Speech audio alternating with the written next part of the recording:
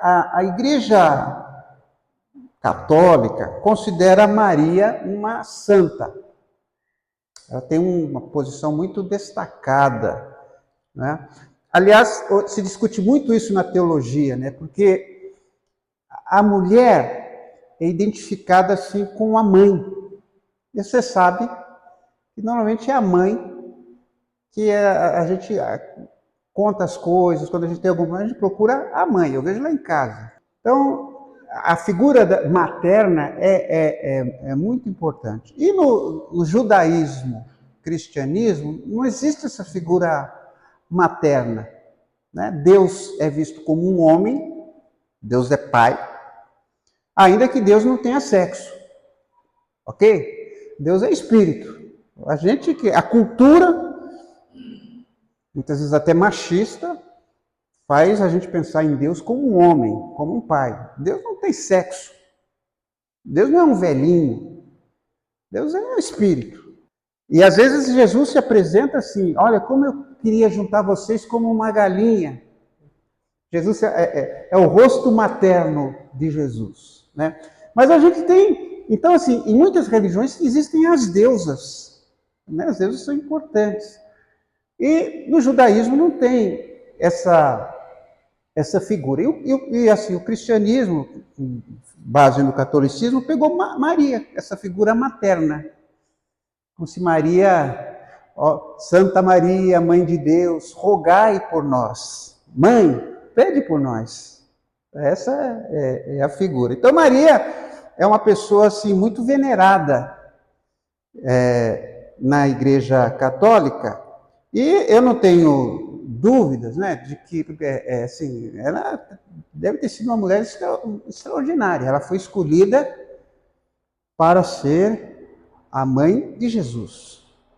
Não mãe de Deus, né? Mãe de Deus é uma figura, né, estranha falar mãe de Deus. Ela foi a mãe do Jesus homem, é o que a gente pode dizer. Então Maria foi uma pessoa extraordinária. E a gente tem que tomar muito cuidado com esse desrespeito que muitas vezes os evangélicos têm para com Maria. Não tem que ficar discutindo, né? Às vezes as pessoas chegam para mim, Maria fez isso, vocês não respeitam Maria. Eu acho que Maria foi uma mulher extraordinária, uma grande mulher, simplesmente pelo fato, olha, como José deve ter sido um grande homem, porque ele estava ali e ele ajudou na criação de Jesus.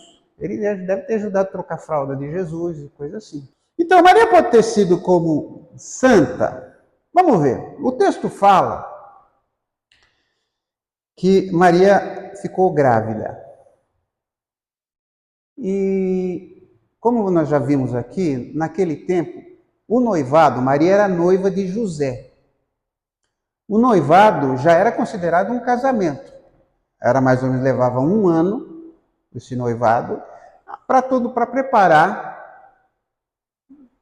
tudo, né? Para as pessoas se prepararem para casar. Mas já era considerado um casamento. Tanto é que uma pessoa que terminasse o noivado era considerada divorciada. Já era um compromisso sério, não é como hoje. Uma pessoa aí tem 15 noivos, noivou não sei quantas vezes. Não, naquele tempo tinha isso. Então Maria já tinha comprometido. E nesse período desse ano, Maria ficou grávida.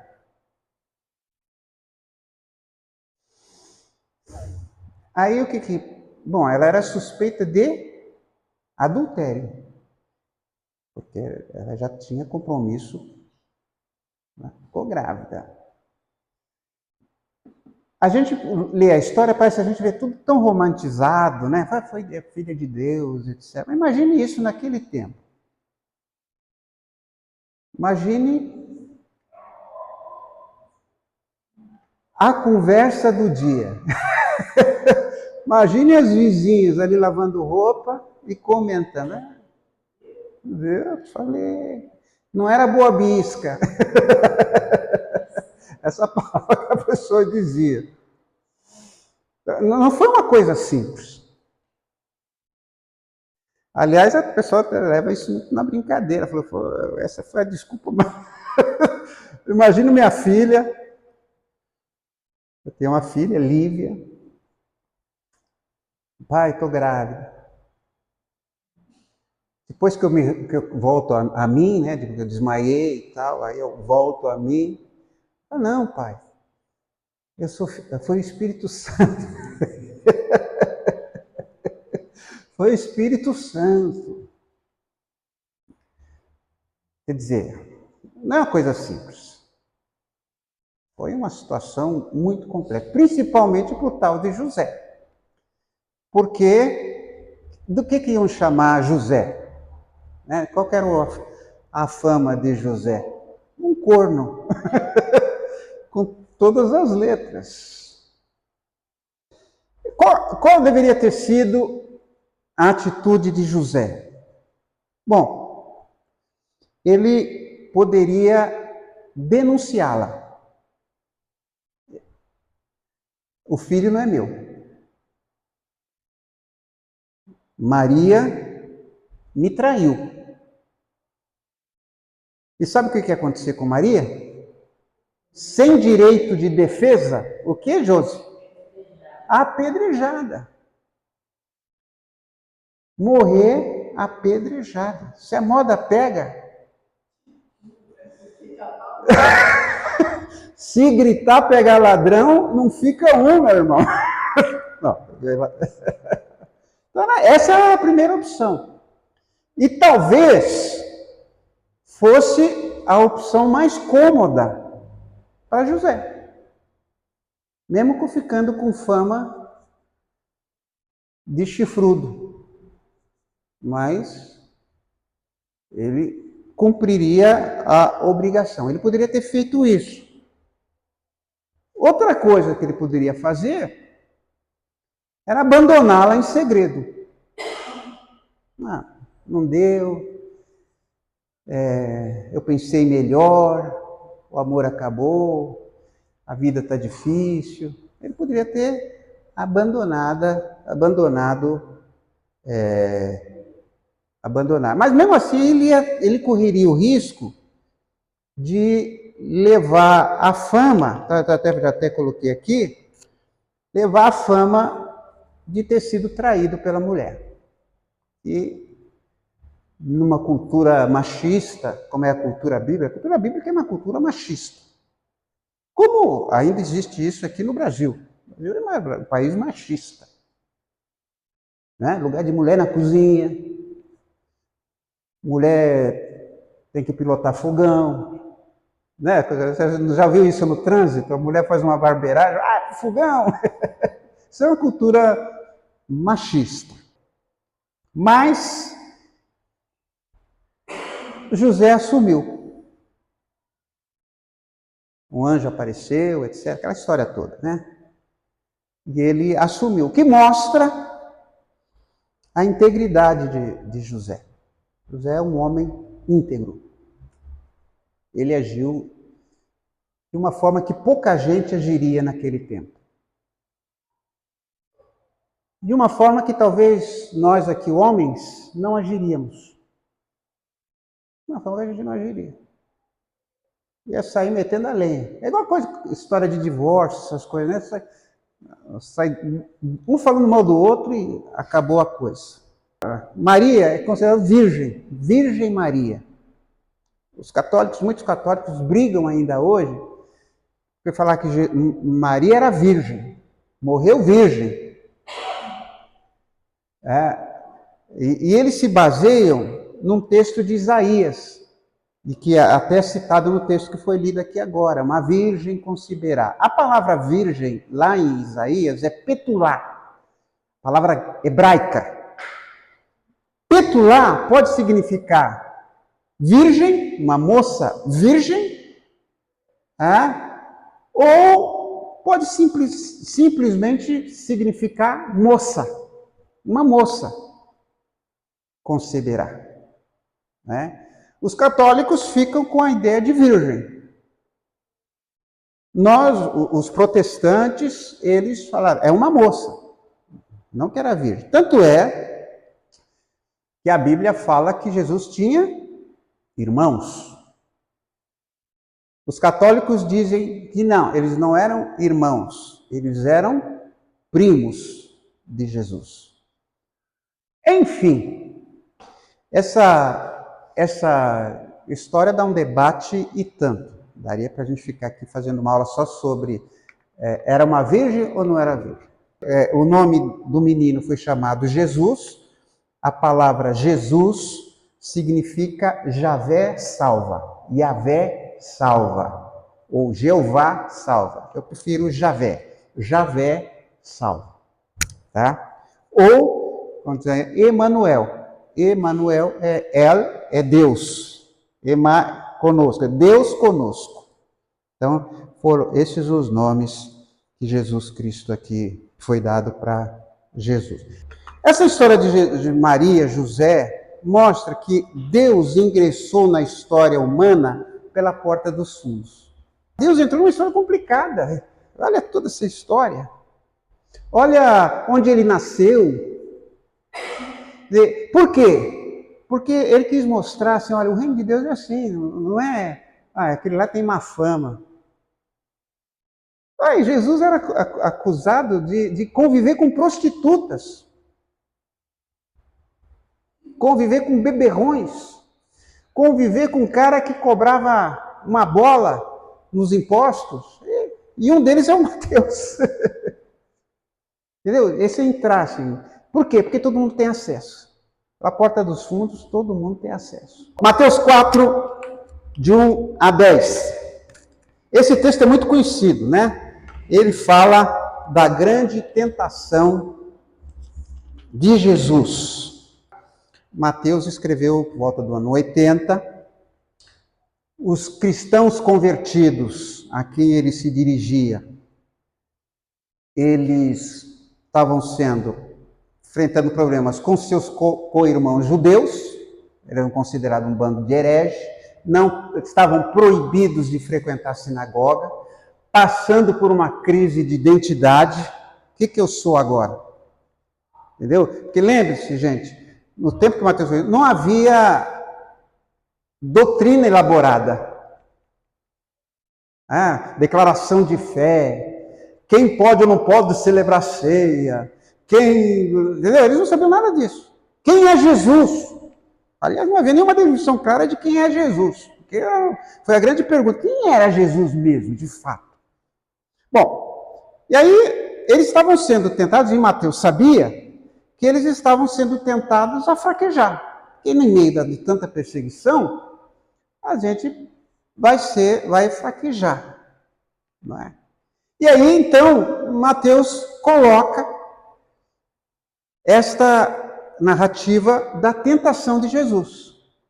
Ele fala, olha, Jesus foi tentado.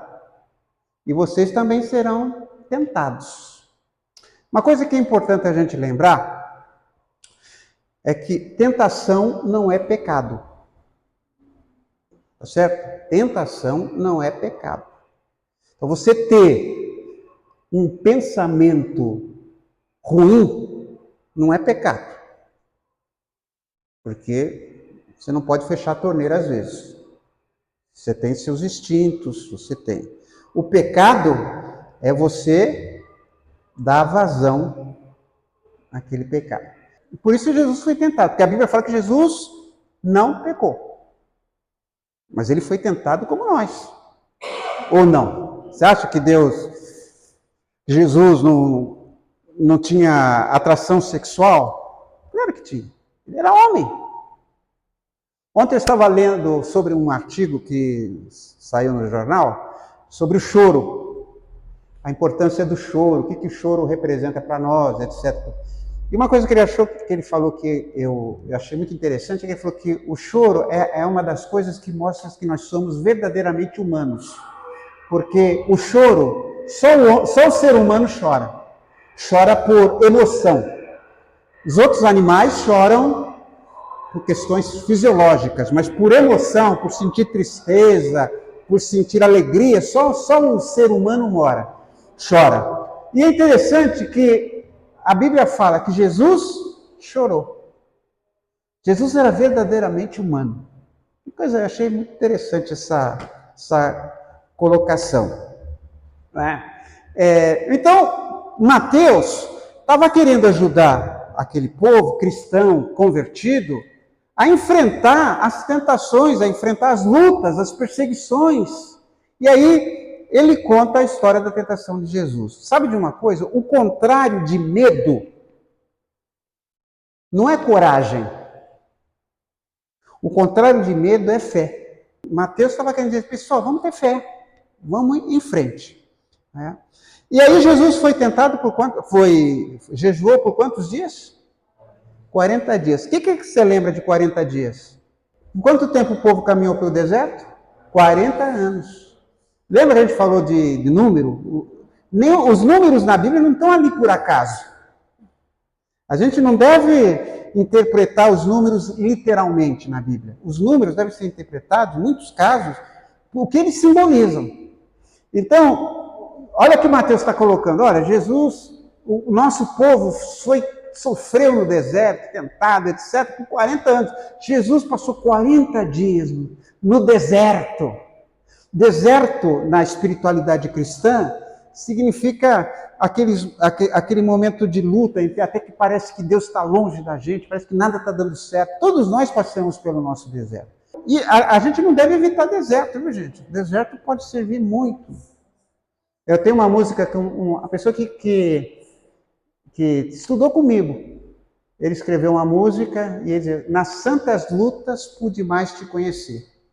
Foi nas lutas, foi nos desertos, foi enfrentando problemas de todo tipo, familiares, eclesiásticos, pessoais, né?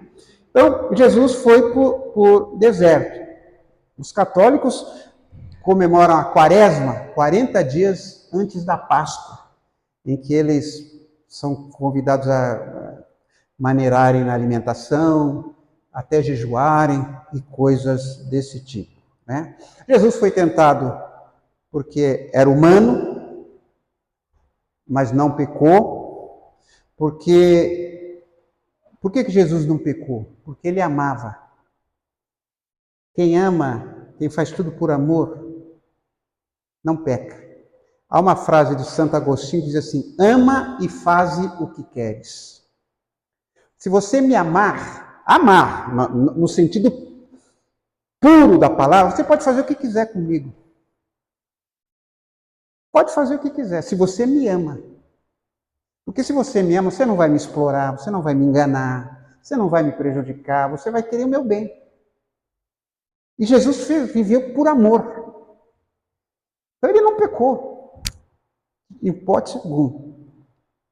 É interessante que a Bíblia diz que quem ama conhece a Deus. Aquele que ama conhece a Deus. A Bíblia não diz que quem conhece a Deus ama. Ela diz que quem ama conhece a Deus. Porque tem muita gente que conhece, entre aspas, conhece biblicamente, conhece as doutrinas, conhece os versículos, mas não ama. Então, quem ama, conhece. Como é que você conhece? Eu amo. E ali no deserto, Jesus se deparou consigo mesmo. Nos desertos a gente fica... Por isso que a pessoa no deserto, ela fica mais solitária, ela fica mais recolhida. É por isso que as pessoas evitam, muitas vezes, a solidão. Certo? Tem gente que chega em casa, já vai logo ligando a televisão, ligando o rádio, olhando no celular. Ela tem medo de ficar sozinha. Porque muitas vezes é muito difícil a gente encarar a gente mesmo. Quando a gente olha para a gente, para a nossa realidade. Uma das boas disciplinas espirituais, uma das práticas espirituais que nós evangélicos e batistas não divulgamos assim, não damos ênfase, é a solitude. É você ficar sozinho. A primeira tentação, transformar pedras em pães. Quando é que a gente é tentado a transformar pedras em pães? Aqui um exemplo. Abusar do poder que a gente tem para enriquecer, para obter prestígio, para obter uma condição social. Né? Então, Jesus rejeitou ser picado pela mosca azul. Está diante de Deus somente por aquilo que Deus pode fazer na minha vida, pode realizar na minha vida. Eu quero transformar pedras em pães. E Jesus respondeu: não só de pão o homem viverá. Não são os bens materiais que saciam a alma humana, mas os bens espirituais. Os valores da espiritualidade que saciam. Você acredita mesmo que o homem mais rico do mundo tem bilhões? Sabe que já existem pessoas caminhando para serem trilionárias. Sabe o que é ser trilionário? Aí você acredita que um homem que é bilionário seja bilhões de vezes mais feliz do que eu? Você acredita? Que os ricaços que ficam nos seus escritórios planejando como vão fazer a bolsa subir, como é que vão fazer o dólar disparar, você acha que essas pessoas são felizes? Realmente felizes? Aqui, nessa tentação, nós temos assim a transformação econômica. Às vezes, hoje, muita comunidade evangélica só está vivendo em questão da economia, do dinheiro, do sucesso, da realização. É isso.